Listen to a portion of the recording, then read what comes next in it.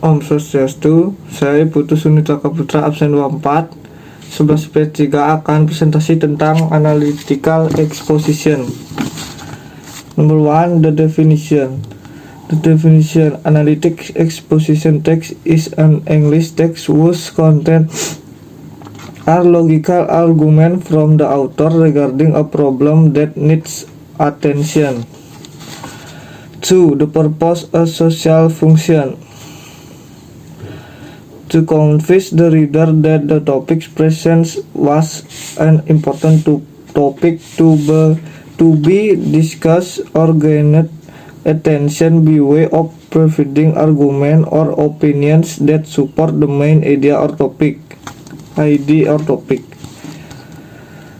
Number 3, the text structure. 1. Thesis: introducing the topic and indicating the writer's point of view. 2. Argument: explaining the argument to support the writer's position. The number of arguments may vary, but each argument must be supported by evidence and explanation. 3. Reiteration: restarting the writer's point of view to strengthen the thesis. We can ask the following phrase to make conclusion in reiteration. 4. The language feature: use simple present tense, word that quality statement, example usually. Word that link argument, example firstly, however, there.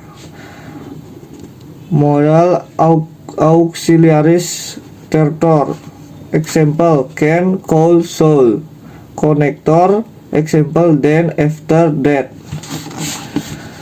5.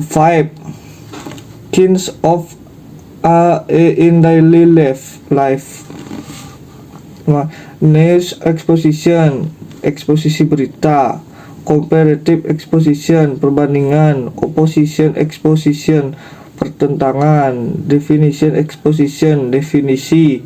Classification exposition, klasifikasi.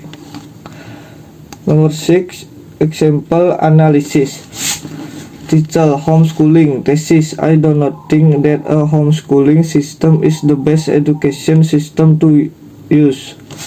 Although parents of homeschooling students thinks it is better because of the manageable situation. I think homeschooling system do not wrap all of the learning aspect that formal school usually reads, such as in the learning process, socialization, and the self-development of the children. Argument 1. The learning aspect in the school is not only how to understand the material or the content of a subject, but also how to experience directly what happens in my surroundings. The homeschooling student decide which space that they like the most and which thing that they want to learn deeper on it. Argument 2. The aspect of the learning process also need a good socialization of the children. Homeschooling student just socialize with people around them that they know well and impossible to do something bad to them.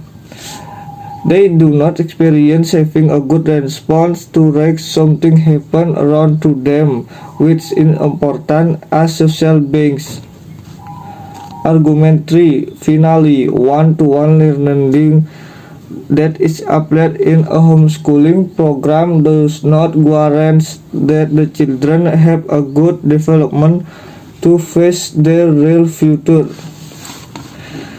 They do not exactly understand how to control and face a problem that they do not want to have because their surroundings really comfort them.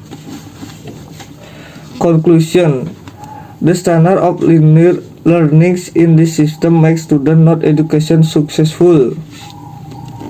This system just like a controller of the student development. It shows that is not the best way to teach educate children.